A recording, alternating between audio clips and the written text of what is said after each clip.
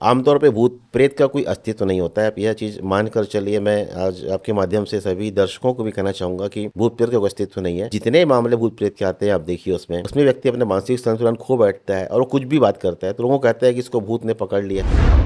चंगाई सभा में एक उनके फादर आते थे और वो कहते थे कि लोगों को वो ठीक कर सकते हैं और मंत्र से अंधे जो हैं वो देखने लगेंगे, जो लंगड़े हैं वो चलने लगेंगे, जो बहरे हैं सुनने लगेंगे। ऐसी बातें उन्होंने प्रचार किया था कि हम ऐसे किसी भी व्यक्ति को नहीं लाएंगे जो कहता होगा कि लंगड़ा है, अंधा है, बहरा है। क्योंकि हमारी यही शर्त थी कि प्रार्थना सभा करिए, वो ठीक है, लेकिन अगर इसमें आप लोगों को ठीक करने की बात करते हैं, चमत्कार जोड़ दोगे। चमत्कार की बात, तो हमारे पास में मेकाहारा में इतने मरीज हैं जो सुन नहीं सकते, देख नहीं सकते, चल नहीं सकते। हम उन सभी मरीजों को आपके स्टेज पर लेकर के आएंगे, ऐसा हमने कहा था।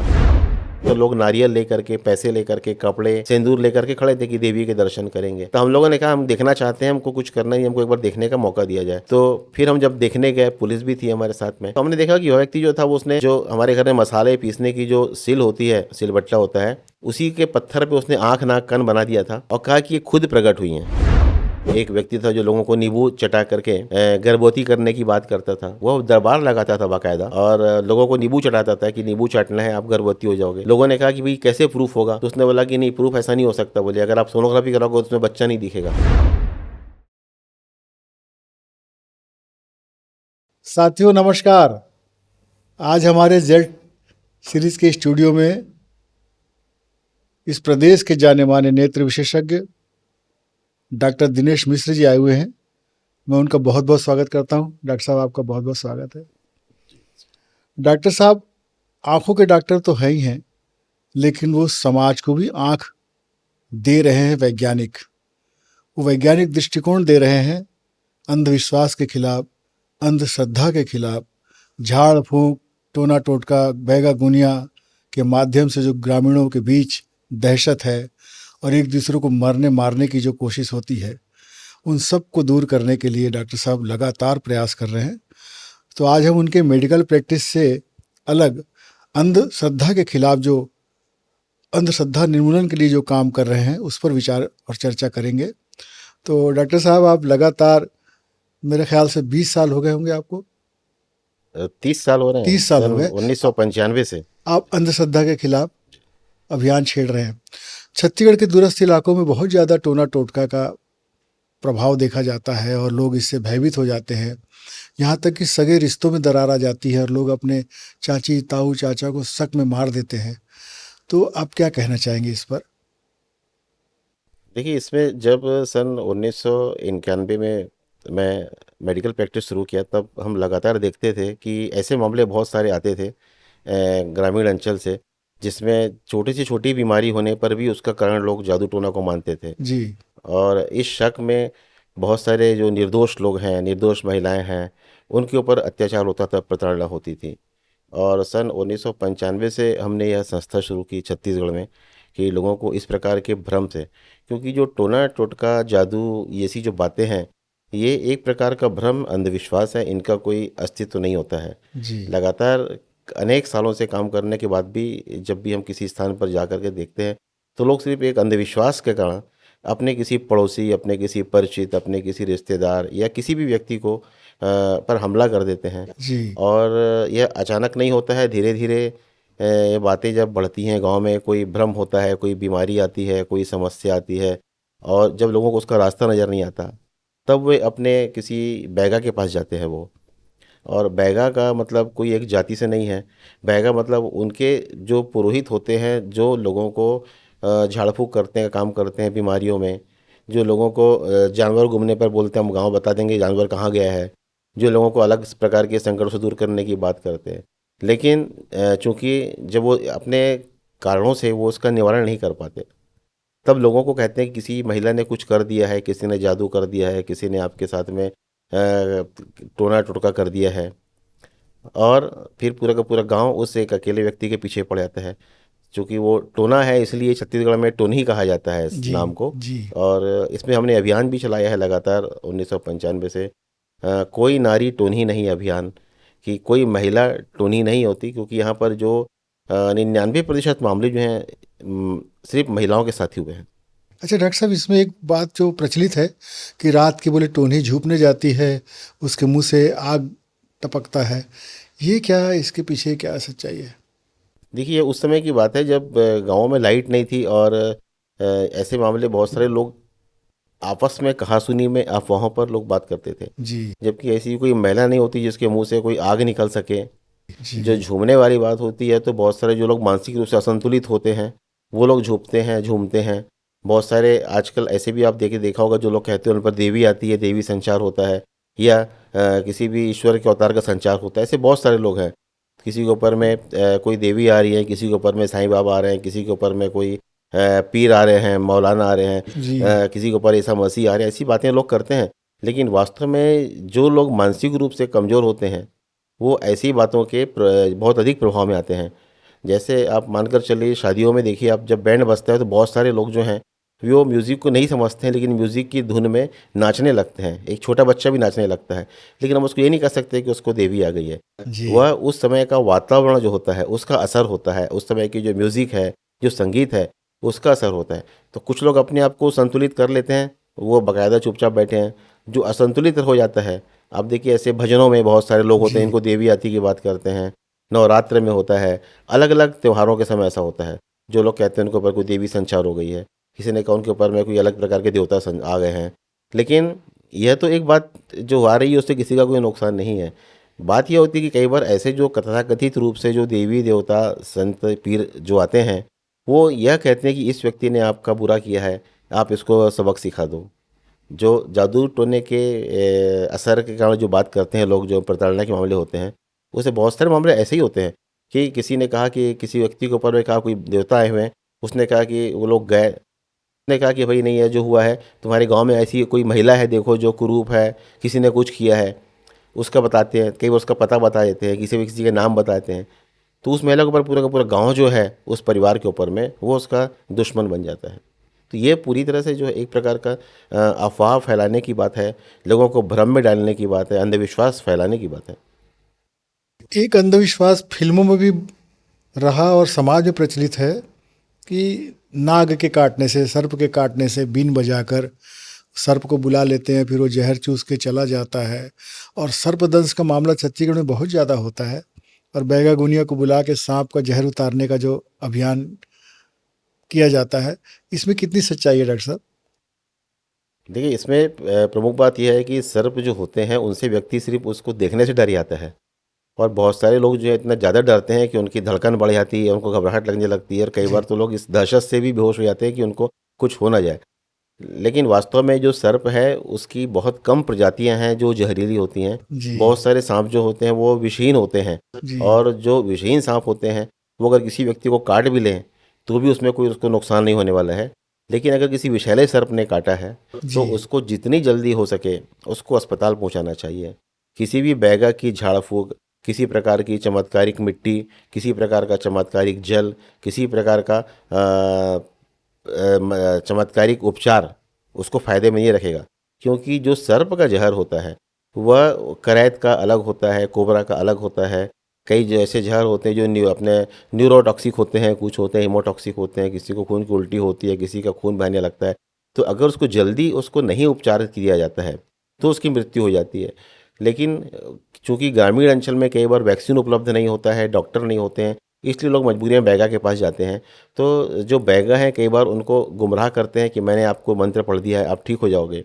तो कुछ अगर व्यक्ति को जहरीले सर्प ने नहीं काटा है, विषहीन सर्प ने काटा है, तो व्यक्ति तो वैसे भी ठीक हो जाने वाला है। लेकिन अगर किसी व्यक्ति को ऐसे सर्प ने काटा है जो जहरीला है, वास्तव में बहुत ज़्यादा खतरनाक है, तो उसकी मृत्यु हो जाती है। ऐसा एक मामला मैं आपको बताऊंगा। मेरे पास में आया था बड़ौदा बिहार के पास का। गर्मी का मौसम था, लोग जो थे ज़मीन में सो रहे थे। और चूंकि गांव में कई बार खाट नहीं होती है, लोग ज़मीन में सोते हैं, एक के बाद एक सोते हैं। गरीब परिवार था, उनके 3-4 बच्चे थे, पति पत्नी थे। रात में एक बच्चा उठा, रोने लगा, तो माँ बाप ने सोचा क्यों, क्या हो गया, उसको देखने के लिए। तो देखा कि वो बच्चे के पैर से खून निकल रहा था। तो उन्होंने सोचा किसी कीड़े ने काटा है। उन्होंने देखा तो एक सांप झोपड़ी से बाहर जाता दिखा। और जब उन्होंने देखा, जब बाकी लोग उठे, देखा सब बच्चों को एक एक जगह पर, दो दो जगह पर सर्पदंश का उसमें एक निशान दिख रहा था, उसके दांत दिखाई पड़ रहे थे। उन्होंने तुरंत बैगा के पास गए। बैगा ने कहा कि सब मैंने झाड़ फूक किया, उसने मंत्र भी पढ़े कुछ तथाकथित रूप से, कहा सब ठीक हो जाएंगे। लेकिन उसके देखते देखते एक बच्चे की मृत्यु हो गई। ओह। हाँ, तब उसने कहा कि मैंने जो करना था कर लिया, अब अस्पताल ले जाओ। और जब अस्पताल ले जाएगा तो एक जो व्यक्ति था वो बड़ौदा बाजार के पास आकर के डेथ हुई, एक की डेथ हुई पलारी के पास में, एक बच्चे की ओहो। डेथ हो गई मेकाहार मेडिकल कॉलेज के पास आकर के। लेकिन एक बच्चा जिसको सर्प ने जहाँ तक सबसे आखिरी में काटा था वो बच्चा बच गया। तो उसमें वास्तव में बताता हूँ कि इसमें होता क्या है कि जब किसी जहरीला सर्प जिसकी विष ग्रंथि में सर्प का जहर भरा हुआ है, जिसका जहर भरा हुआ है, किसी पहले व्यक्ति को काटता है तो पूरा का पूरा लगभग विष उसके शरीर में चला जाता है। जब दूसरे को काटता है तो कम विष जाता है, तीसरे में और कम जाता है, चौथे में कई बार और कम जाता है। तो कई अच्छा। बार इस प्रकार के मामलों में जब बैगा की झाड़ फूक होती है, वो लोगों को लगता है कि हाँ उसकी झाड़ फूक से बच्चा बच गया है, जबकि वास्तव में जो बच्चा है इसलिए बचा है कि उसके सर्प का जो जहर था उसके शरीर में प्रवेश नहीं किया है, कम मात्रा में किया कम यहाँ। मात्रा में गया है, नहीं गया है। ऐसा बहुत सारे मामलों में होता है जो छत्तीसगढ़ में आप देखिए या किसी भी हमारे आसपास में, उड़ीसा है, झारखंड है, बिहार के मामले हैं, उत्तर प्रदेश का हिस्सा है, महाराष्ट्र का है, लगभग सभी प्रदेशों में ऐसी स्थितियां हैं। कुत्ते काटने की बात होती है तो लोग उसका झाड़ फूक कराते हैं, जबकि कुत्ते में भी ऐसी मामला होता है। अगर किसी व्यक्ति को ऐसे कुत्ते ने काटा है जिसको रेबीज़ है तो व्यक्ति की बहुत ज़रूरी है कि उसको वैक्सीन लगवाया जाए, नहीं तो उसकी मृत्यु रेबीज़ से हो जाएगी। लेकिन कई बार ऐसा होता है कि जो व्यक्ति है उसको किसी ऐसे कुत्ते ने काटा जिसको रेबीज़ नहीं, व्यक्ति बच जाता है। ऐसे में जो बैगा लोग दावा करते हैं कि उन्होंने झाड़ फूक से बचा लिया है, हमारे पास आने से ठीक हो जाते हैं लोग, वो उनका प्रचार हो जाता है, व्यक्ति बच जाता है क्योंकि उसको किसी ऐसे कुत्ते ने नहीं काटा है जिस कुत्ते को शरीर में विष था या रेबीज था। तो इस प्रकार से उनको संभावनाओं का लाभ मिलता है, इसको कहते हैं कि एक संभावना का जो नियम होता है कि 50% सही 50% गलत, उस प्रकार का फायदा मिलता है। जी। ये तो रही सांप के काटने की बात, बिच्छू के काटने की बात। डॉक्टर साहब, एक जो और मान्यता लोगों के बीच है, भूत आ जाता है, भूत चढ़ गया, प्रेत बाधा है, ये क्या सच में है कि ये भ्रम है? देखिए, भूत प्रेत के बारे में बहुत सारे टीवी सीरियलों ने इस चीज़ को फैलाया है, टीवी जी। सीरियल हैं, फिल्में हैं। अंधविश्वास बढ़ाने में एक सोशल मीडिया का बहुत बड़ा उस पर योगदान है। आमतौर पे भूत प्रेत का कोई अस्तित्व नहीं होता है, आप यह चीज़ मान कर चलिए। मैं आज आपके माध्यम से सभी दर्शकों को भी कहना चाहूँगा कि भूत प्रेत का कोई अस्तित्व नहीं है। जितने मामले भूत प्रेत के आते हैं आप देखिए, उसमें कोई गाँव का बच्चा है उसको कहा जाता है भूत पकड़ लिया है, कोई गाँव की ऐसी बच्ची है जिसको बुखार आ रहा है, कुछ दिनों से कुछ बड़बड़ा रही है, अचेतावस्था में है या अर्धमूर्छितावस्था में है, वह बड़बड़ाती है, लोग कहते हो किसी ने कुछ किया है, किसी ने भूत पकड़ लिया है। जबकि वास्तव में ऐसा नहीं होता है। मलेरिया के कुछ लक्षणों में ऐसा होता है कि व्यक्ति जो अपना मानसिक संतुलन खो बैठता है। कई बार जो मानसिक बीमारियां होती हैं उसमें व्यक्ति अपना मानसिक संतुलन खो बैठता है और वो कुछ भी बात करता है तो लोगों को कहता है कि इसको भूत ने पकड़ लिया है। अगर किसी व्यक्ति की मृत्यु हो गई है, उसके शरीर की चेतना खत्म हो गई है, तो उसकी सारी जो संभावनाएं हैं, उसकी याददाश्त खत्म हो जाती है, उसके साथ की जुड़ी चीज़ें खत्म हो जाती हैं। तो भूत प्रेत जैसी बात होने का कोई अर्थ नहीं है। लेकिन चूंकि लोग इन बातों से डरते हैं और एक पाखंड का व्यापार चलता है, जी। इसलिए लोग ऐसी बातों को बढ़ावा देते हैं और भूत प्रेत के नाम पे ताबीज बांटते हैं। बहुत सारे अलग अलग प्रकार के मेले लगाते हैं कि यहाँ से भूत उतारा जाता है। कुछ लोग, कुछ बाबा लोग हैं जो अपने प्रवचनों में ऐसे भूतों को भगाने की बात करते हैं। ऐसे लोग जो मानसिक रूप से असंतुलित होते हैं, जो मानसिक रूप से पीड़ित होते हैं, क्योंकि जो शारीरिक बीमारी है उसके लक्षण तो दिख जाते हैं, मानसिक बीमारियों के लक्षण दिखते नहीं हैं। इसलिए मानसिक बीमारियों को लोग भूत प्रेत का नाम देते हैं, मानसिक असंतुलन को लोग भूत प्रेत का नाम देते हैं। मानसिक रूप से अगर कोई व्यक्ति बीमार है या उसको कोई डिप्रेशन है या उसको साइजोफ्रेनिया है, अलग अलग प्रकार की बीमारियां रहती हैं। कई बार पॉजेशन होता है, व्यक्ति को लगता है कि उसके शरीर में कोई अदृश्य शक्ति प्रवेश कर गई है। जो लोग ऐसा एक दूसरे को मारने लगते हैं, किसी को चिमटे से मार रहा है, किसी को अलग अलग प्रकार चीज़ों से मार रहा है, किसी को मार के आशीर्वाद दे रहा है, ऐसे बहुत सारे आपको बाबा भी दिखेंगे, दिखाई देंगे। लेकिन वास्तव में अगर कोई व्यक्ति मानसिक रूप संतुलित है तो कभी भी वो सामाजिक परिदृश्य में असामाजिक व्यवहार नहीं करेगा, कोई भी व्यक्ति नहीं करेगा। लेकिन जब व्यक्ति मानसिक रूप से असंतुलित होता है तभी इस प्रकार की बात करता है। और अगर मान लीजिए भूत प्रेत वास्तव में होते हैं तो हमको ना पुलिस की ज़रूरत थी, ना कोर्ट की ज़रूरत थी, ना न्यायालय की ज़रूरत थी, ना सेना की ज़रूरत थी। अब देखिए, जो सो नक्सली क्षेत्र है, बहुत सारे निर्दोष लोग हैं जिनको नक्सलियों ने मारा है। पाकिस्तान भारत का जो बॉर्डर है वहाँ पर बहुत सारे निर्दोष ग्रामीण हैं जो वहाँ की फौजों के शिकार होकर के हैं।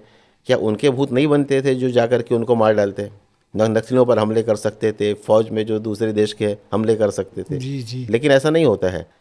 न्यायालय की भी ज़रूरत है, पुलिस की भी ज़रूरत है, कानून की भी ज़रूरत है, अस्पतालों की भी ज़रूरत है।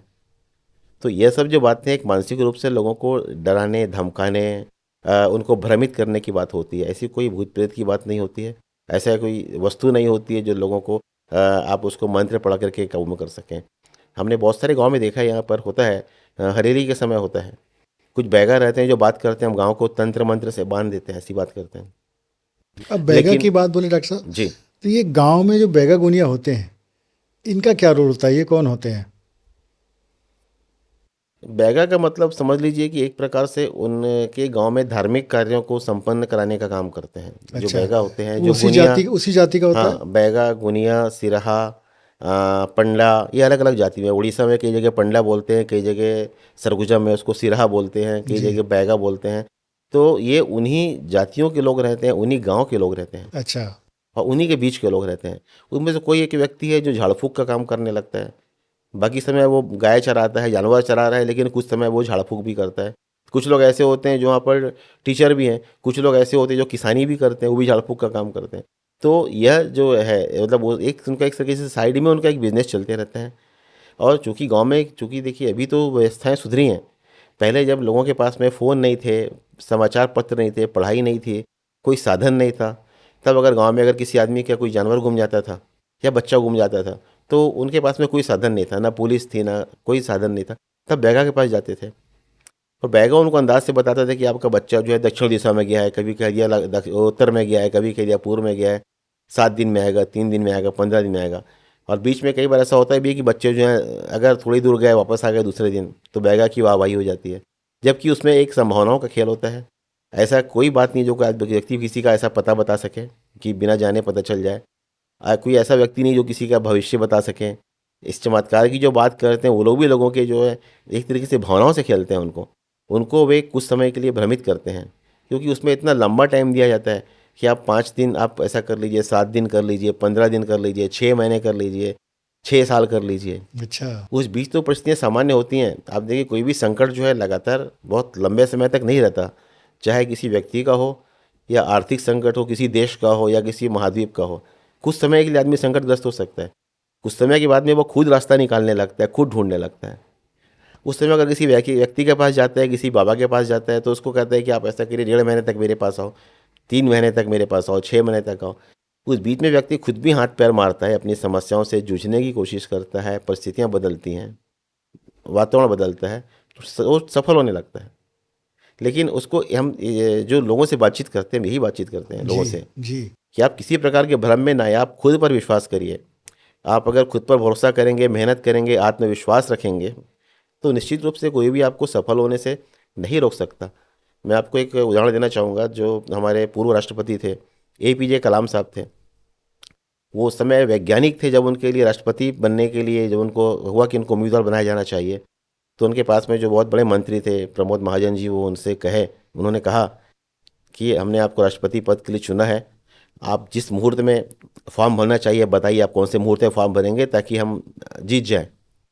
तो उन्होंने कहा कि देखिए पृथ्वी जो है अपने अक्ष पे घूमते रहती है, और पृथ्वी जब तक अपने अक्ष पे घूमते रहेगी, दिन रात होते रहेंगे, मौसम बदलते रहेंगे, तो मेरे लिए हर मौसम श्रेष्ठ है। आप वाह। जब बोलेंगे मैं उसको भरूंगा, मैं किसी भी इस प्रकार की चीज़ों को नहीं मानता हूँ। और देखिए उन्होंने बिना किसी मुहूर्त के, बिना किसी की सलाह के उन्होंने फॉर्म भरा था, और वो देश के सबसे अच्छे राष्ट्रपतियों में से माने जाते हैं। आज भी मतलब उनका एक वो है जनता के बीच में कि सबसे अच्छे राष्ट्रपति रहे। निरंतर वैज्ञानिक शोध के आधार पर दवाओं का निर्माण होता है और हमारे देश में लेकिन एक समानांतर चिकित्सा प्रणाली चलती रहती है डॉक्टर साहब, जड़ी बूटी की। तो ये जड़ी बूटी में क्या सच्चाई है? ये क्या जड़ी बूटी असर करती है जो गांव में बैगा लोग, वैद्य लोग जड़ी बूटी दे देते हैं? देखिए जो बीमारियां हैं, मैं थोड़ा सा और इसमें आपसे आगे बात करूं कि जो मनुष्यों की जो बीमारियां हैं, मनुष्यों की बीमारियां हैं, पशुओं की बीमारियां हैं, वो अलग अलग कारणों से होती हैं। तो उनके उपचार भी अलग अलग होते हैं। कुछ मामलों में जिसमें जो स्थानीय रूप से जो वनस्पति मिलती है, जी। उसको वनस्पति कहना पड़ेगा, वो वनस्पति को ही जड़ी बूटी भी कहा जाता है। और जैसे कि आप देखिए मलेरिया में जो पेड़ों की जो कुनैन बनाई जाती थी, वो पेड़ों की छाल से बनाई जाती थी। अलग जैसे हल्दी का हम लोग उपयोग करते हैं, देखिए जी। ऐसी बहुत सारी चीज़ें हैं जिनका हम अपने घर में भी उपयोग करते हैं। और वह जो चीज़ें हैं उसको आप जड़ी बूटी भी कह सकते हैं, उसको आप वनस्पति कह सकते हैं, उसको आप अलग अलग प्रकार के जो पदार्थ हैं जो हमारे प्रकृति के साथ मिलते हैं, उसका हम उपयोग करते हैं लगातार। लेकिन उसमें भी अगर उपचार होता है तो कोई उसमें गलत बात नहीं है, उसको लोगों को उपचार से अगर फ़ायदा हो रहा है तो उसका उपयोग करना चाहिए, क्योंकि हमारे आसपास की चीज़ें हैं। लेकिन बहुत सारे जो लोग हैं वो जड़ी बूटी भी की बात को भी नहीं करते हैं, वो चमत्कारिक उपचार की बात करते हैं। कोई कहता है मैं कंबल उड़ा के ठीक कर देता हूँ। एक कंबल जी वाले बाबा बीच में आए थे, हमने उनके शिविर बंद कराए थे। बीच में कोई व्यक्ति आता है, वो अलग अलग प्रकार की नज़र उतारने की बात करता है कि नज़र उतार के हम ठीक करते हैं, नज़र लग गई हो। ऐसे बहुत सारे बाबाओं के विज्ञापन आप देखिए समाचार पत्रों में आते फूंक हैं, मारता है कोई। चैनलों में आते हैं। कोई फूंक मार के ठीक करने की बात करता है, कोई नज़र उतारने की बात करता है, कोई ताबीज़ पहनाता है, अलग अलग प्रकार की बात करते हैं। तो यह जो बात है, यह अंधविश्वास में डालने की बात है। मैं पिछले 91 से समझ ये 35 साल से मैं नेत्र विशेषज्ञ हूँ। और मैं यह बात फिर से कहूँगा कि मैं आपको बताऊँगा कि जो नज़र होती है, ऐसी कोई नज़र नहीं हो जो होती जो किसी को लग जाए। जो हमारी नज़र होती है वो दो प्रकार की नज़र होती है। एक नज़र होती है अच्छी नज़र, जिसको हम सिक्स सिक्स बोलते हैं, व्यक्ति को दूर से साफ दिखता है, नज़दीक से साफ दिखता है। दूसरी जो नज़र होती है वो होती है कमज़ोर नज़र, या उसको जिसमें दृष्टिदोष होता है। उस दृष्टिदोष को इलाज से ठीक किया जा सकता है, उसको चश्मा देकर ठीक किया जा सकता है, उसको विटामिन की दवा दे के ठीक किया जा सकता है। इस नज़र के अलावा ऐसी कोई नज़र नहीं होती जो किसी को लग जाए और व्यक्ति बीमार हो जाए। तो जो लोग नज़र लगा करके बीमार करने की बात करते हैं, वो एक प्रकार से भ्रम है, एक अंधविश्वास है। ऐसी कोई नज़र नहीं लगती इससे व्यक्ति बीमार हो जाए। ऐसा कोई काला जादू नहीं होता है। आप देखिए जितने जादू होते हैं वो अधिकतर हाथ की सफाई होते हैं। बड़े बड़े शो होते हैं, देशी जादूगर हैं, विदेशी जादूगर हैं, वो शो करते हैं, लोगों को बताते हैं कि भाई मैं जो कर रहा हूँ हाथ की सफाई कर रहा हूँ, इसमें कुछ साइंटिफिक चीज़ें हैं, उसको कर रहा हूँ, उसको बता रहा हूँ, इसमें कोई जादू नहीं है। अगर वास्तव में वो रुपए को डबल कर सकते हैं तो उनको छोटे छोटे हॉल में, जैसे अपने रंग मंदिर का हॉल है, सम्राट टैगिस थी, यहाँ पर शो दिखाने की क्या जरूरत थी? वो घर में अपने बैठ के रुपए को क्यों नहीं जी डबल कर सकते जी थे? जी। वो घर में बैठ करके वो क्यों नहीं चमत्कार कर सकते थे? तो जो लोग ऐसे चमत्कार की बात करते हैं, मैं फिर से ही कहना चाहूँगा कि बहुत सारे ऐसे बाबा हैं जो लोगों से बात करते हैं, लेकिन अपने साथ में अकाउंट नंबर भी डालते हैं। आप स्क्रीन पर देखिए, उनका अकाउंट नंबर दिखा रहा है, आप ऑनलाइन पेमेंट कर सकते हैं, हमारे समागम में आ पैसे सकते के हैं। लिए सब। तो पैसे के लिए है, उसमें दान पत्र बड़े बड़े रखे जाते हैं। उनको बाकायदा 5-7 दिन खाने की व्यवस्था कराई जाती है, उनको आने जाने की बसें कराई जाती हैं। अगर मेरे में देखिए श्रद्धा है, आस्था है, भरोसा है, तो वो चीज़ तो अपने घर में रहकर भी कर सकता हूँ। स्वामी विवेकानंद जी भी ऐसा कहा करते थे, लोगों से कहते थे कि भाई आप खुद करिए काम।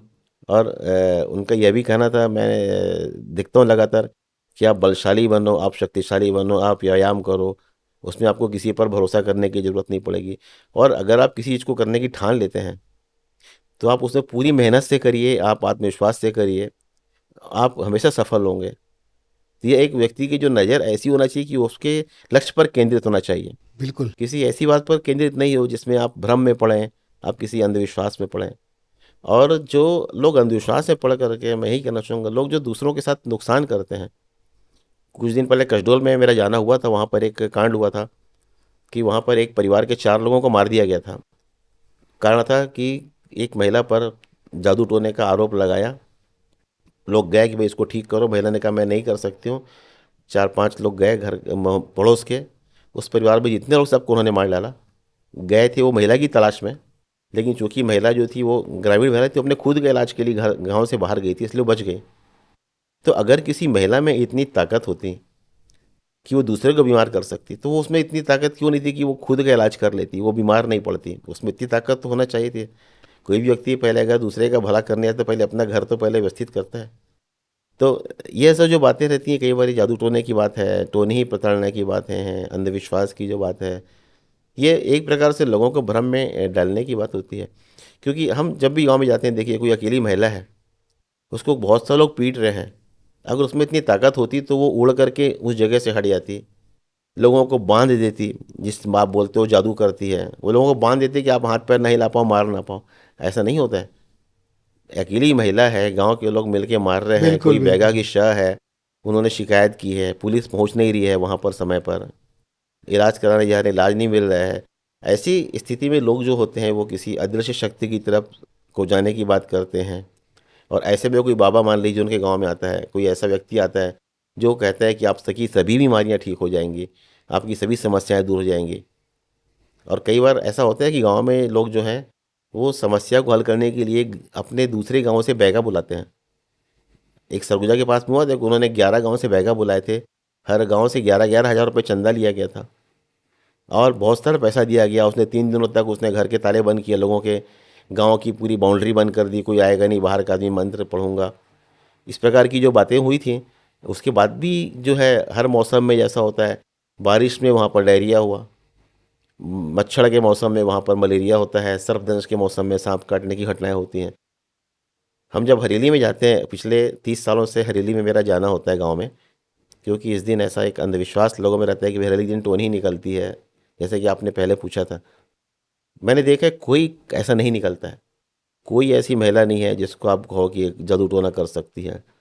बल्कि एक उनके साथ में विडम्बना रहती है कि बहुत सारे घरों में पहले शौचालय नहीं होते थे, रात को उनको जाना है तो अकेले चले जा रही हैं। गांव के कुछ लोगों को डाउट होता है, उन्होंने उसको पकड़ लिया, मारपीट की, बेचारी मार खा के वापस आ गई। और इसका जो निवारण होना चाहिए, उसमें तो मैं यही कहना चाहूँगा कि जो लोग हैं, जो ग्रामीण महिलाएं हैं, जो भी लोग हमारी बात आज सुनते हैं, अगर कोई भी अगर आपके ऊपर आरोप लगाता है किसी प्रकार का भी, जादू टोने का आरोप लगाता है, नज़र लगाने का आरोप लगाता है, बीमार करने का आरोप लगाता है, दुर्भाग्य बढ़ाने का आरोप लगाता है, आप डट कर सामना करिए।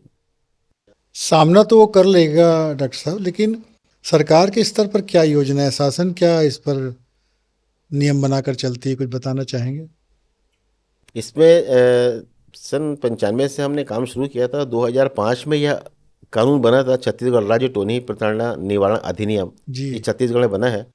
तो इसके अंतर्गत जो लोग अगर कोई बैगा किसी को जादू टोना के शक में प्रताड़ित करता है या कुछ लोग मारते पीटते हैं, तो उनके ऊपर में एक जुर्माना था, उसमें 5,000, 10,000 और सज़ा है 5 साल की। लेकिन वास्तव में यह जो कानून है ये बने 20 साल हो गए हैं। 2005 में बना था, 2025 चल रहा है। अब हमारी यह मांग है कि इस कानून में भी संशोधन होना चाहिए, क्योंकि जो जुर्माने उसकी रकम बहुत कम है, देखते हुए जेल की रकम बहुत कम है अगर लोगों को। दूसरी बात है कि ऐसे मामलों को हमेशा फास्ट ट्रैक कोर्ट में चलाया जाना चाहिए। जैसे कि मैंने आपसे अभी बात भी की थी, चर्चा जी। भी की थी जी। कि बहुत सारे ऐसे मामले हैं टोनी प्रताड़ना के, जादू टोने के, लग शक करने के, बलि के, जो मामले 20 साल से कोर्ट में चल रहे हैं। और सबसे ज़्यादा दुर्भाग्यजनक स्थिति उन महिलाओं के साथ यह होती है कि जिन लोगों ने उनको मारा है गांव में, जिन्होंने उसको नंगा किया है, जिसको गोबर खिलाया है, उसको प्लेट खिलाई, उन्हीं लोगों के साथ उस बस में उसको कोर्ट जाना पड़ता है, जिला कोर्ट में जाना पड़ता है, ओह। उसी बस से वापस लौटना पड़ता है। तारीख पे तारीख मिलती जाती है, उनको फैसले नहीं होते। तो अगर सरकार इन मामलों को फास्ट ट्रैक कोर्ट में चलाती है तो निश्चित रूप से जो उनकी समस्या दूर होगी। दूसरी बात यह है कि उनको मुआवजा मिलने की आवश्यकता है। उसमें जो था कि मुआवजा मिलना चाहिए, 1 लाख मुआवजा मिल सकता है। अभी तक किसी भी महिला को मैं आपको बताऊंगा मुआवजा नहीं मिल पाया है, क्योंकि लोग हाई कोर्ट चले जाते हैं, अलग चले जाते हैं, दूसरे कोर्ट में चले जाते हैं। लेकिन उनको मुआवजा तुरंत देना चाहिए। जैसे कि आप देखिए, किसी को सांप ने काटा है तो उसको मुआवजा मिलता है तुरंत, किसी का अगर आग लग गई तो मुआवजा मिलता है। लेकिन ऐसी घटनाएं भी तो उस महिला के लिए विनाश का कारण बन जाती हैं, उनको क्यों नहीं मुआवजा तुरंत मिलना चाहिए? अगर उनको तुरंत मुआवजा मिलता है तो वो उस जगह से हट के कहीं रह सकते हैं ठीक ढंग से, क्योंकि गाँव में उनके लिए रहना बहुत कठिन हो जाता है। ऐसी बातें जो होती हैं, जैसे कि मैं आपसे बातचीत भी मैंने की है, कि जब किसी के खिलाफ गांव में माहौल बनता है जादू टोने का, टोनी प्रताड़ना का, तो उस महिला का और उसके पूरे परिवार का उस गांव में रहना बहुत ही कठिन हो जाता है। कोई उसको अपने घर से सामान नहीं देगा, उसको कोई उससे बातचीत नहीं करेगा, एक प्रकार से बहिष्कार की स्थिति हो जाती है। तो हमने सरकार से मांग भी की थी, हमने पहले जब रमन सिंह जी मुख्यमंत्री थे, हम बोले थे कि इनके पुनर्वास के लिए भी कोशिश करने की ज़रूरत है। और उनको, दोनों लोगों को काम नहीं मिल रहा है, तो किसी को नौकरी मिल जाएगी छोटी मोटी तो ठीक है, उनको रहने की व्यवस्था हो सके तो ठीक है, कुछ उनको नार्थिक रूप में दे सके। क्योंकि अंधविश्वास जो एक सामाजिक बुराई है, उस महिला का कोई दोष नहीं है, उस परिवार का दोष नहीं है। अगर एक सामाजिक बुराई है तो उसको दूर करने के लिए पूरे समाज को आगे आना पड़ेगा, सब लोगों को मिलजुल करके। इसमें सरकार का भी एक बहुत बड़ा, क्योंकि सरकार के पास में शक्ति है, उसके पास में फंड है, उसके पास में लोग हैं। कोई भी सामाजिक संस्था या कोई भी एक अकेला आदमी या कोई जो प्रताड़ित व्यक्ति है उसका परिवार इतनी सब चीज़ें अलग से नहीं कर सकता है। आप इस अभियान में लगातार जुड़े हैं और गांव-गांव के दूरस्थ इलाकों में जाते हैं, तो बहुत सी चुनौतियां भी पेश आती होंगी। कोई ऐसा दुर्घटना हुई है क्या आपके साथ भी, कि आप जिसे जगाने जा रहे हैं लोगों को ये सब गलत है, तो कुछ असामाजिक लोग आप पर अटैक भी कर सकते होंगे? नहीं होता है, कई बार ऐसे वाक़ये आते हैं। जब हमने पहली बार यहाँ पर चंगाई सभा का विरोध किया था रायपुर में, जी। क्योंकि उसमें भी ऐसा ही होता है कि लोग। ये चंगाई सभा जी। ईसाई मिशनरीज की तरफ से हाँ, होती है। उसमें चंगाई सभा में एक उनके फादर आते थे और वो कहते थे कि लोगों को वो ठीक कर सकते हैं, और मंत्र से अंधे जो हैं वो देखने लगेंगे, जो लंगड़े हैं वो चलने लगेंगे, जो बहरे हैं सुनने लगेंगे, ऐसी बातें उन्होंने प्रचार किया था। जी। तो उसने हमने एक धरना दिया था जो डीके अस्पताल है वहाँ के चौक पर, और उस धरने में करीब करीब अलग अलग संगठनों के करीब 115 लोग उस समय हमारे पास में आए थे। जी। और उस समय हमने एक मीटिंग ली थी होटल मयूरा में। तो वहाँ पर कुछ लोगों ने मेरे ऊपर हमला भी किया था उसमें, कि लेकिन बाद में मामला शांत हुआ, और उन्होंने फिर इस चीज़ को माना कि कि हम ऐसे किसी भी व्यक्ति को नहीं लाएंगे जो कहता होगा कि लंगड़ा है, अंधा है, बहरा है। क्योंकि हमारी यही शर्त थी कि आप प्रार्थना सभा करिए, वो ठीक है, लेकिन अगर इसमें आप लोगों को ठीक करने की बात करते हैं, चमत्कार जोड़ देते। चमत्कार की बात, तो हमारे पास में मेकाहारा में इतने मरीज हैं जो सुन नहीं सकते, देख नहीं सकते, चल नहीं सकते, हम उन सभी मरीजों को आपके स्टेज पर लेकर के आएंगे, ऐसा हमने कहा था। तो उस बात पर फिर एक हमारा बाकायदा हम दोनों ने साइन किया, हमारी तरफ से भी साइन हुआ। शुरू में कुछ लोग उत्तेजित हुए, उन्होंने एक कुर्सी उठाई, प्रहार करना चाहा। ऐसा कई बार होता है, गांव में हम लोग जाते हैं तो कई बार लोग हमारी बात से कन्विंस नहीं होते हैं। एक गांव थी उरला के पास के गांव में हुआ था। एक व्यक्ति था, उसने कहा था कि उसके घर से एक मूर्ति निकली है, और वह जो मूर्ति उसके पास जो भी आता है उसको उसकी इच्छाएँ पूरी हो जाएंगी। और वहाँ के टीआई थे, उनका मेरे पास फ़ोन आया कि डॉक्टर साहब यहाँ बहुत भीड़ है, आप लोग आइए, उरला थाने के। तो हम लोग गए थे, तो वहाँ पर बहुत लंबी सी लाइन थी, और वहाँ पर घुस किसी को प्रवेश नहीं मिल पा रहा था। लोग नारियल लेकर के, पैसे लेकर के, कपड़े, सिंदूर लेकर के खड़े थे कि देवी के दर्शन करेंगे। तो हम लोगों ने कहा हम देखना चाहते हैं, हमको कुछ करना ही, हमको एक बार देखने का मौका दिया जाए। तो फिर हम जब देखने गए, पुलिस भी थी हमारे साथ में, तो हमने देखा कि वह व्यक्ति जो था वो उसने जो हमारे घर में मसाले पीसने की जो सिल होती है, सिलबट्टा होता है, उसी के पत्थर पे उसने आँख नाक कान बना दिया था, और घर के कमरे के अंदर एक गड्ढा खोदा था, उस गड्ढे से उसको निकाला था, और कहा कि ये खुद प्रकट हुई हैं। हमने उसकी फ़ोटो खींची बाकायदा, हमने बाहर वालों को दिखाया कि भाई देखो ये कमरा है, इसमें दिख रहा है कि इसको तोड़ा गया है, इसके फर्श को तोड़ करके एक सील का पत्थर रख करके उसको निकाला गया है, आप लोगों को ये ठग रहे हैं। तो जो गांव के लोग शुरू में हमारी बातों से सहमत नहीं थे, हमारी बातों से सहमत हुए। उन्होंने कहा कि डॉक्टर साहब इसको अब आप इसको पुलिस में दे दीजिए। उसको फिर उरला थाने लाया गया, उसको बाकायदा बातचीत हुई। तो कई बार लोग विरोध करते हैं, कई बार थोड़ा सा हमला भी होता है, कई बार लोग अलग अलग प्रकार का तनाव भी होता है।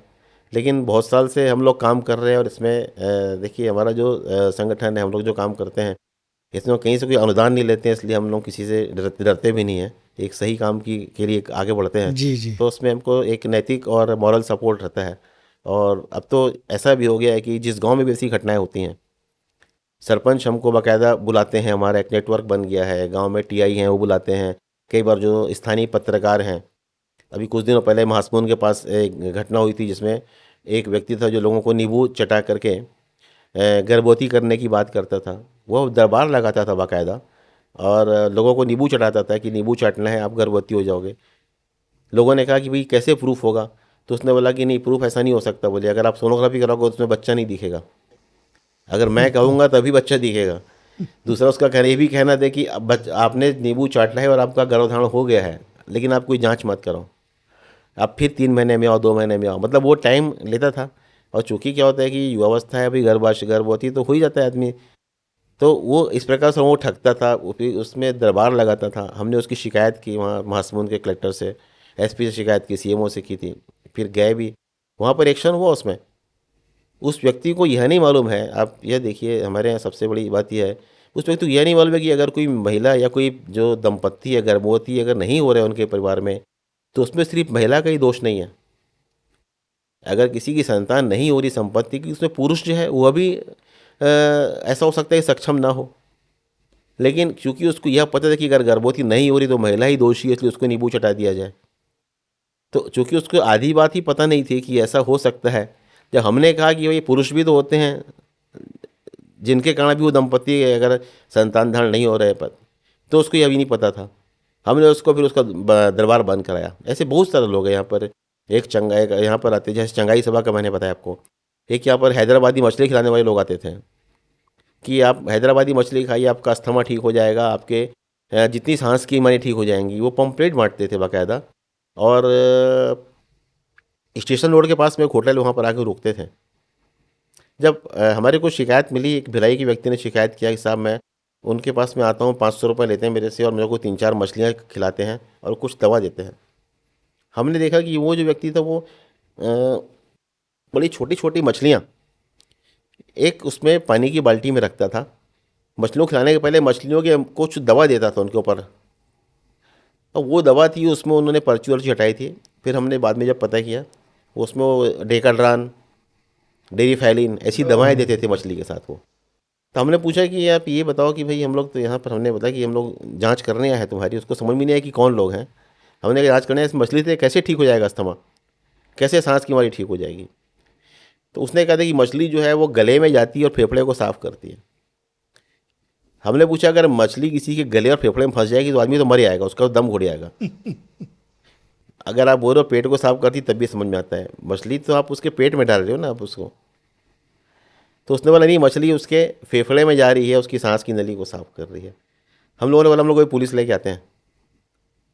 जब पुलिस का नाम सुना उसने तो उसने तुरंत अपना बोरिया बिस्तर लपेटा, कुछ लोगों का एडवांस वापस किया।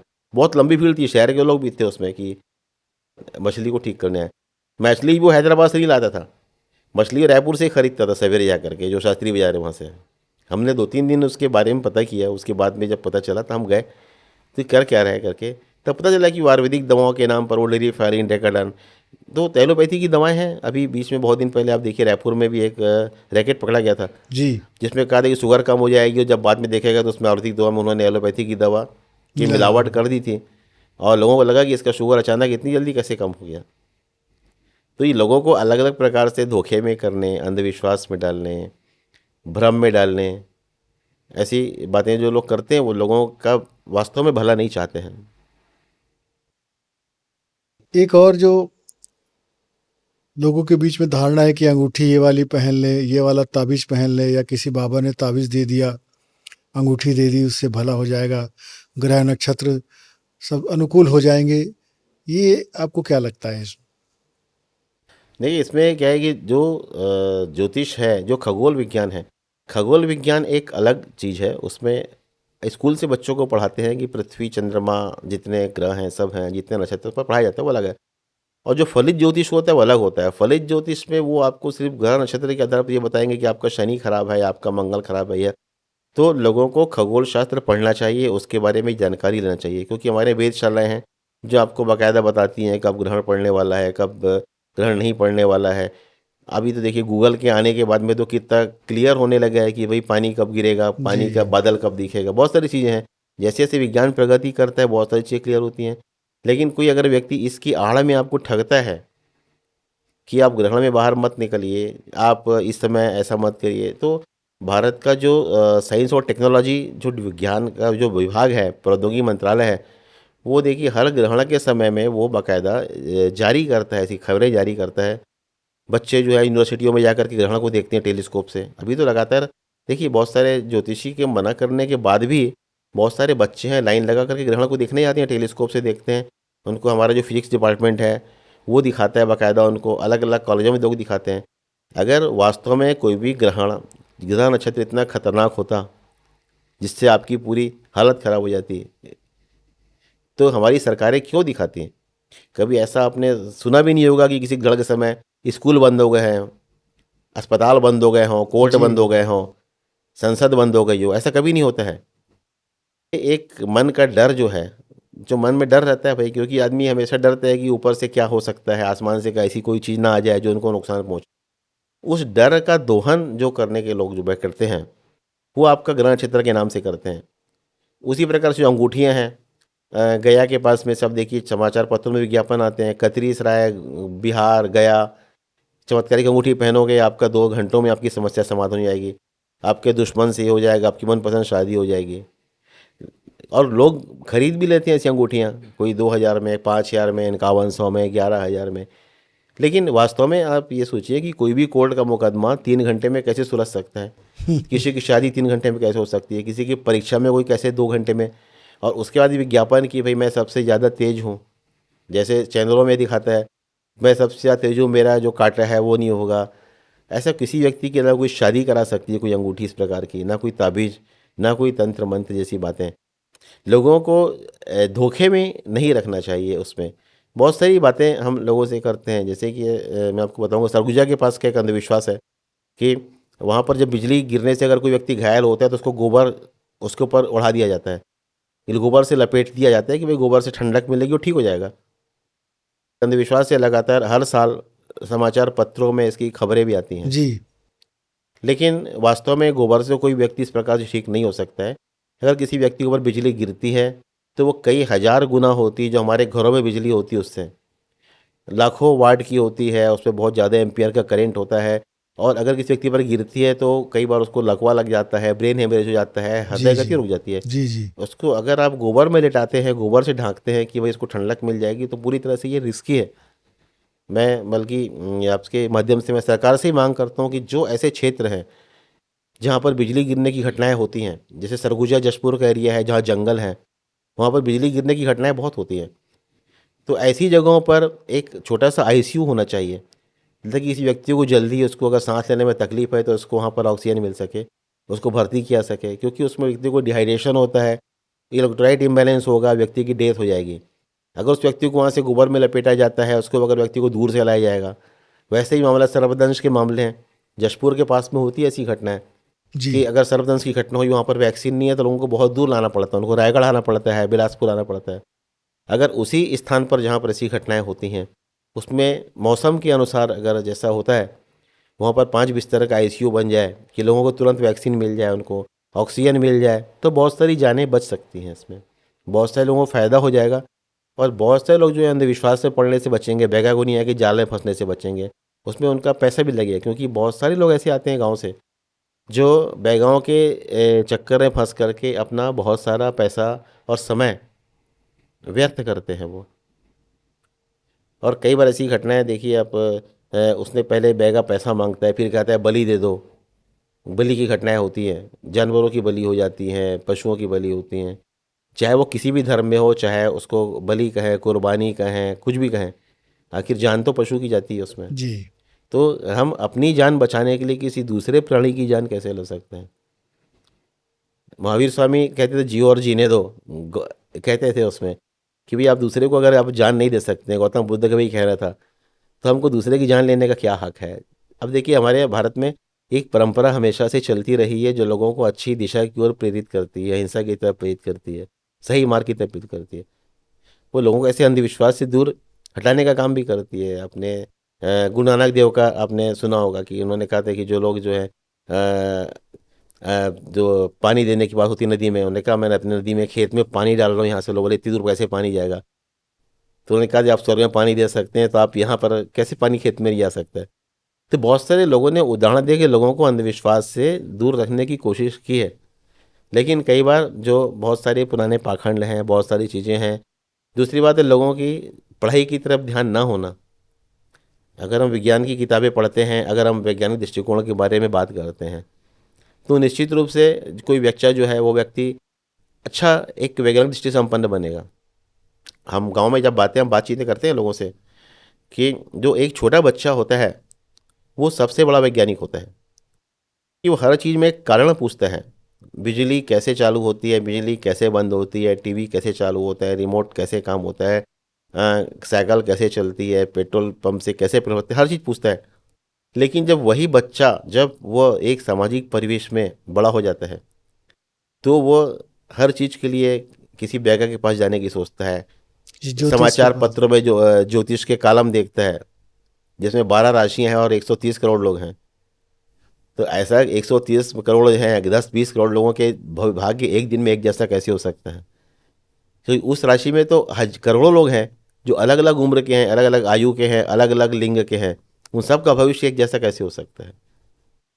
तो इस प्रकार के जो कालम आते हैं अ, ज्योतिष के, वास्तु के, फेंग शुई के, ये सब जो कालम है लोगों को कई बार एक प्रकार से मानसिक रूप से वो भ्रम में डालते हैं। भ्रम में डालते हैं। उसी प्रकार एक और बताऊंगा मैं आपको, हम लोग गांव में जब बातचीत करते हैं कि आपने देखा कि गांव में से लोग जो आते हैं इलाज के लिए, कई बार वो ताबीज बांधे हैं, हाथ में ताबीज बांधे हैं, हाथ में काला धागा बांधे हैं, पैर में काला धागा बांधे हैं, कमर में काला धागा बांधे हैं, बहुत सारी जगह पर काजल लगाए होते हैं।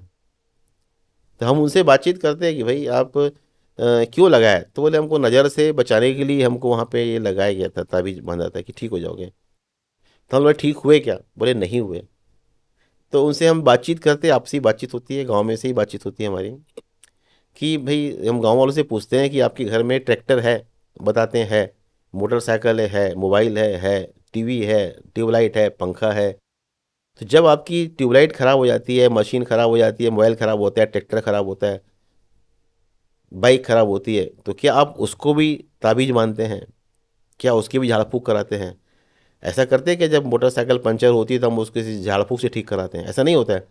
उस चीज़ के लिए वो बाकायदा वो उसके मैकेनिक के पास जाएंगे। ऐसा नहीं है कि वो मोटरसाइकिल अगर पंचर हुई है तो वो किसी टीवी वाले के पास जाकर सुधरवा रहा है, ऐसा नहीं होगा। या टीवी खराब होता है तो किसी वो बाइक वाले से ठीक करा रहा है, ऐसा भी नहीं होता है। लेकिन जब हमारा जो शरीर है, जब वो खराब हो रहा है, जब उसमें कोई परेशानी आ रही है, तो हम किसी ऐसे व्यक्ति के पास क्यों जाते हैं जिसको उतना भी ज्ञान नहीं जितना किसी एक पंचर बनाने को ज्ञान है, बाइक बनाने वाले को ज्ञान है, टीवी बनाने वाले को ज्ञान है। लेकिन चमत्कार का जो प्रभाव होता है डॉक्टर साहब, कि आप देखेंगे कोई आग में चल लेता है, कोई शरीर में आग घुमा लेता है, कोई मुंह में आग डाल लेता है, इस तरह के जो होते हैं, पानी में आग लगा देता है, मंत्र से अग्नि प्रज्वलित कर देता है। ये जो चमत्कार है उस पर आप क्या विचार रखते हैं? देखिए, जिन चीज़ों के बारे में हमको जानकारी नहीं है उसको हम चमत्कार कह सकते हैं कुछ समय के लिए। लेकिन जब उसकी हमको वैज्ञानिक प्रक्रिया पता चल जाती है तो आप उसको चमत्कार नहीं कहेंगे, आप उसको एक वैज्ञानिक प्रक्रिया ही कहेंगे। जी। जैसे जिन चमत्कारों का आपने जिक्र किया है, हम उसको अपने गाँव की सभाओं में दिखाते हैं। अगर हम सोडियम को पानी पर डालते हैं तो आग लग जाती है। अगर हम ग्लिसरीन और उसको पानी पर डालते हैं तो उसमें आग लग सकती है। सोडियम को हम, कपूर को हम हाथ में लेके जलाते हैं, और कपूर में ये होता है कि उसका ऊपरी परत जलती है, नीचे की परत ठंडी रहती है। तो कपूर को हम कुछ सेकंड के लिए हम उसको आग पर दिख सकते हैं। जो चलने वाले होते हैं उसमें हमारी जो स्किन है, हमारी जो चमड़ी है, वो 3 सेकंड तक के आग को सह सकती है। क्योंकि आपने देखा होगा कि हम कई बार गर्म, जो महिलाएं हैं घर में जब रोटी बनाती हैं, खाना बनाती हैं, तो कुछ सेकंड के लिए वो तवे पर हाथ घुमाती हैं, उससे रोटी पक भी जाती है, उनका हाथ भी नहीं जलता है। लेकिन जो लोग पहली बार करते हैं उनका हाथ भी जल जाता है, रोटी भी नहीं पकती है। तो अगर वो उसको स्पीड से घुमाती हैं तवे पर, उसको पलटती हैं, तो उनका हाथ नहीं जलता है। उसी प्रकार जो लोग आग में चलते हैं वो बहुत स्पीड से चलते हैं, कुछ सेकंड में वो अपने पैरों को उस जाल से आगे निकाल लेते हैं, उस राख से, उस आग से, तो उनका पैर नहीं जलता है। लेकिन अगर वो उसी जगह पर खड़े रहेंगे तो निश्चित रूप से जल जाएंगे, ऐसी कोई बात नहीं कि उन्हें जले ना। ऐसा, ऐसे प्रदर्शन हम लोग लगातार करते हैं। जैसे नींबू से खून निकलने की बात होती है कि भाई मंत्र पढ़ा खून निकल गया, ऐसा नहीं होता है। नींबू में हम पहले से सीरीन से बाकायदा उसमें केमिकल डालते हैं, वो केमिकल साइट्रिक एसिड से रिएक्शन करता है और खून जैसा रंग बनता है। ऐसी लोग बात करते हैं क्योंकि जी हमारे जी। जो खून का रंग लाल इसलिए है क्योंकि हमारे शरीर में रेड ब्लड सेल होती है। हम जो लाल रक्त कणिकाएँ बोलती हैं, उसमें हीमोग्लोबिन होता है, उस हीमोग्लोबिन का हमारे खून लाल होता है। लेकिन नींबू में ऐसी आरबीसी नहीं बन रही है, नींबू में कोई लाल ब्लड सेल नहीं, नींबू में हीमोग्लोबिन नहीं है, तो खून लाल नहीं हो सकता, नींबू लाल नहीं हो सकता। हमारी चमड़ी सह सकती है इसलिए हम सह सकते हैं। कोई व्यक्ति बहुत लंबे समय तक आग में नहीं चल सकता है। इसलिए देखिए, जो धार्मिक उत्सवों में जो होता है, मुहर्रम में होता है, अलग अलग आजकल जो नवरात में कई जगह लोग आग में चलने की बात करते हैं, वो इसलिए करते हैं क्योंकि वो कुछ सेकंड में पार हो जाते हैं। कुछ छोटा सा एक उन्होंने अलाव बनाया, उस पर चार पार होगा, कोई भी चल सकता है। उसके पीछे कई बार बकरी चले जाती है, कुत्ते चले जाते हैं, कोई भी चले जाता है, छोटा पिल्ला चले जाता है, क्योंकि उनको देख करके चल रहा है, वो फास्ट जा रहा है। उस 3 सेकंड में आप चल सकते हैं। आप 3 सेकंड में हम अपने आग को कुछ सेकंड के लिए रख सकते हैं। आपने देखा कुछ फिल्मों में दिखाया जाता है, कोई लोग कपूर को, आग को हाथ में रखते हैं, खा जी, लेते हैं। कह लेते तो उसको जब अगर हम कुछ सेकंड के लिए खुला रखते हैं तो हमारी स्किन जलती नहीं है, हमारा मुंह भी नहीं जलता है। क्योंकि आप जब गर्म चाय पीते हैं तो ऐसा नहीं कि आपकी जीभ जल के राख हो गई, ऐसा नहीं होता है। लोग कुछ सेकंड अगर हम उसमें आँख बंद कर लेते हैं, मुंह, उसमें उसको ऑक्सीजन नहीं मिलती है और वो आग बंद हो जाती है। ऐसा कपूर खा करके ऐसे प्रदर्शन हम लोग करते हैं वैसे। तो ऐसे बहुत सारे प्रदर्शन करते हैं, जैसे पानी का रंग जो है वो बदल देना। कुछ स्थानों पर होता है, गांव में कुछ लोग आते हैं, साधुओं के भेष में आते हैं, अलग अलग ड्रेस में आते हैं, वो पानी मंगाते हैं अलग अलग, कहते हैं कि देखो ये पानी हमने दूधिया कर दिया है। ये दो प्रकार के पानी मंगाए, एक में उन्होंने अलग केमिकल डाला, सिल्वर नाइट्रेट डाला, एक में डाला सिल्वर सोडियम क्लोराइड डाला, मिला दिया तो उसमें सिल्वर क्लोराइड बनता है सफ़ेद दूध ऐसा। तो अलग अलग उंगली में उन्होंने अलग अलग केमिकल मिलाया, दोनों में मिलाया, पानी से दूध बन गया। लेकिन दूध ऐसा अगर बनता तो हमको गाय पालने की क्या ज़रूरत थी? बिल्कुल। गाय पालने की, बकरी पालने की, लोग जो पशुपालन करते हैं उसकी क्या ज़रूरत थी?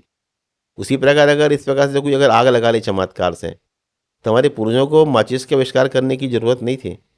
जो व्यक्ति कहते हैं कि हम भाई आग जला सकते हैं पानी से, ऐसा नहीं होता है, वो केमिकल है, उसका उपयोग होता है, वो हाथ की सफाई होती है। कई बार लोग जो है राख को करते हैं, भभूत खिलाने की बात होती है, वो भभूत निकालते हैं। हमने ऐश्वर्या राय की फ़ोटो से भभूत निकाला था, हमने अलग अलग फिल्म स्टार की फ़ोटो से भभूत निकालते हैं। उसमें एल्यूमिनियम का फ्रेम होता है, मर्कुरिक क्लोराइड होता है, उसका लेप करते हैं और कुछ से भभूत निकलता है। लेकिन ऐसे जो भभूत होते हैं वो टॉक्सिक होते हैं, जहरीले होते हैं। अभी आपने देखा होगा पुलिस के कई सारे विज्ञापन आते हैं ट्रेनों में कि आप किसी अनजाने व्यक्ति से भभूत ना लें, प्रसाद ना लें, क्योंकि ऐसे जो भभूत होंगे, जो ऐसी चीज़ें होंगी जो केमिकल से युक्त हैं, उससे व्यक्ति बेहोश हो सकता है, उसको साइड इफ़ेक्ट हो सकता है, उसकी मेमोरी कुछ समय के लिए लॉस हो सकती है। कौन सा केमिकल मिला है उसमें पता नहीं रहता।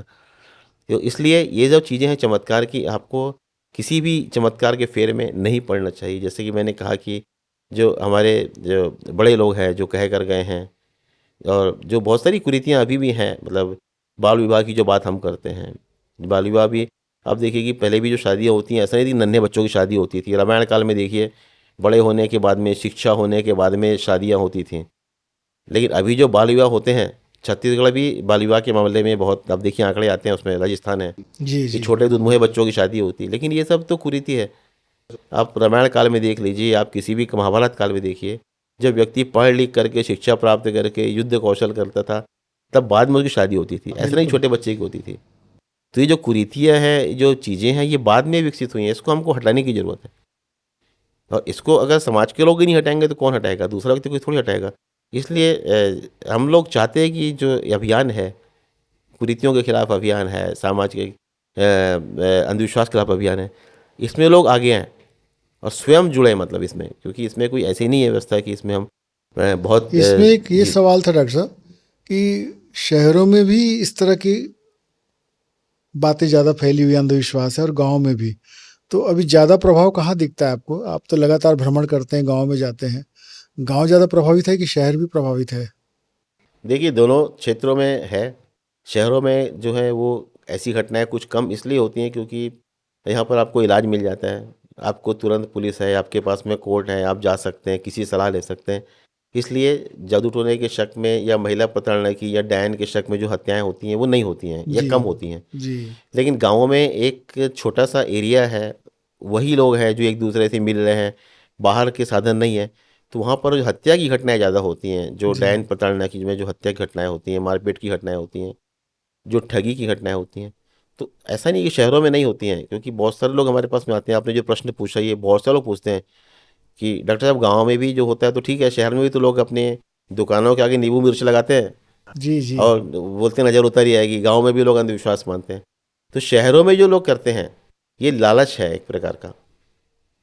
बहुत सारे पढ़े लिखे लोग हैं, वो इसलिए अंधविश्वास से फंस जाते हैं कि उनको लगता है उन इस अंधविश्वास को मानने से उनका प्रमोशन जल्दी हो जाएगा, व्यापार जल्दी चल टोटका। निकलेगा, टोटका, और उसको मानेंगे तो वो सफल जल्दी हो जाएंगे। लेकिन ऐसा कोई व्यक्ति सफल नहीं होता है, क्योंकि देखिए 10 में से अगर 10 लोग परीक्षा दे रहे हैं तो 10 में से एक व्यक्ति को तो फर्स्ट सेकंड आना ही है, और किसी को 10वां आना ही जी है। जी। तो वो एक संभावना का होता है जिसमें जो आदमी अच्छी मेहनत करता है, सही परफॉर्म कर पाता है। जैसे क्रिकेट टीम होती है, हर आदमी उसमें अच्छा खेलता है, मेहनत कर रहा है, कोई एक व्यक्ति जो है वो मैन ऑफ द मैच बनता है उसमें, कोई एक व्यक्ति है जो जीतता है मैच। तो ऐसा ही जीवन में भी होता है कि उसमें आपके सामने दौड़ है, आपको उसको अच्छे से दौड़ना है, मेहनत करके मेहनत करना है। लेकिन कोई ज़रूरी नहीं, आप जिस दिन जो व्यक्ति अच्छा खेल लेता है, जो व्यक्ति अच्छा परफॉर्म करता है करता है। लेकिन अगर हम लालच में पड़ करके हम इस सब प्रकार की चीज़ों को बढ़ावा देते हैं, अब देखिए जो भी जितनी सभाएं ऐसी होती हैं, जो प्रवचनकार आजकल बहुत सारे आते हैं ऐसे, जो लोगों को प्रवचन तो कम बताते हैं, उनको टोटके ज़्यादा बताते हैं। तो जी हमारी आपत्ति सिर्फ उसी बात पर है कि आप उनको ज्ञान दीजिए, आप उनको अपनी संस्कृति की अच्छी बातें बताइए, आप उनको बताइए कि भाई हर समय में लोग मेहनत करके आगे बढ़े हैं। कृष्ण ने कहा है कि भाई आप मेहनत करो, कर्म करो। उन्होंने यह नहीं कहा है कि आप इससे तुरंत सफल हो जाएंगे, आपकी समस्याएं दूर हो जाएंगी, आप ऐसा टोटका करेंगे, आप ऐसा काले पर्स में आप रुमाल रखेंगे, आप समोसा खाएंगे चटनी के साथ तो आप सफल हो जाएंगे। ऐसा हमारे किसी ग्रंथ में नहीं लिखा है, किसी भी इसमें नहीं लिखा है, किसी धर्म के ग्रंथ में नहीं लिखा है। लेकिन अभी जो है लोगों को विचलित करने का, उनको भ्रमित करने के लिए ऐसा होता है। एक निर्मल बाबा टीवी में आते थे जो लगातार कहते थे कि आप इस समोसे के साथ चटनी खाएंगे, आप काले पर्स में आप यह रख लीजिए, आप ऐसी अंगूठी पहन लीजिए, आप वास्तु ये भी इस प्रकार से चलिए कि आपको कोई देख ना ले। तो देखिए जो चीज़ें जो वैज्ञानिक रूप से या प्राकृतिक रूप से सही है वो सही है, लेकिन हम अगर लोगों को उसकी आड़ में ठगते हैं, हम अपने विज्ञापनों में, प्रवचनों में दान पेटियां लगातार घुमाते हैं, हम अपने अकाउंट नंबर बताते हैं कि हमको ऑनलाइन पेमेंट करिए, आपको समागम की टिकट मिलेगी, टिकट खरीदना है, यह जो बातें होती हैं यह ठीक नहीं है ये। क्योंकि हर व्यक्ति जो है एक बराबर है और बराबरी से वह उसको ताकत है, उसको बराबरी से उसको करने का उसको मौका मिलना चाहिए। अंधश्रद्धा, अंधविश्वास के खिलाफ आप लगातार संघर्ष कर रहे हैं डॉक्टर साहब, और वैज्ञानिक दृष्टिकोण दे रहे हैं समाज को। और सचमुच आज बेहद ज़रूरत इस बात की है कि व्यक्ति के पास वैज्ञानिक दृष्टिकोण हो, तथ्य को समझने की उसके पास विवेक हो, वो सही गलत की सही पहचान कर सके। और इस अभियान को आप जो चला रहे हैं बड़ा स्तुत्य है, सराहनीय है। मैं जाते जाते आपसे आग्रह करूंगा कि हमारे छत्तीसगढ़ के युवा साथियों को आप क्या संदेश देना चाहेंगे? मैं आज आपके माध्यम से ये कहना चाहूँगा कि आप आत्मविश्वास रखें, आत्मविश्वास बढ़ाएं, अंधविश्वास में ना पड़ें, किसी भ्रम में ना पड़ें। क्योंकि जो युवा वर्ग है, स्वामी विवेकानंद जी की वजह से उसके पास में इतनी ताकत है कि वो पूरे समाज को बदल सकता है। तो आप समाज तो ठीक है, आप अपने आप पर ताकत रखिए, विश्वास रखिए, ताकि आप किसी भ्रम में ना पड़ें, और उसी से आपकी तरक्की होगी और आपके आगे का रास्ता निकलेगा, आपका भविष्य सुधरेगा। तो ये थे डॉक्टर दिनेश मिश्र, जो लगातार समाज को एक नज़रिया दे रहे हैं, वैज्ञानिक नज़रिया, और उनके प्रयास से बहुत सुधार भी हुआ है। राज्य गठन के बाद से उनकी सक्रियता और बढ़ी है। अपने पेशे के अलावा जो समाज को अलग से समय दे रहे हैं, वो सचमुच हम सब के लिए प्रेरणाप्रद है। साथियों, आशा करता हूँ आपको ये चर्चा पसंद आएगी। अपने सुझाव से अवगत कराइएगा। आप सबका बहुत बहुत धन्यवाद। डॉक्टर साहब, आपका ही बहुत बहुत धन्यवाद। जी।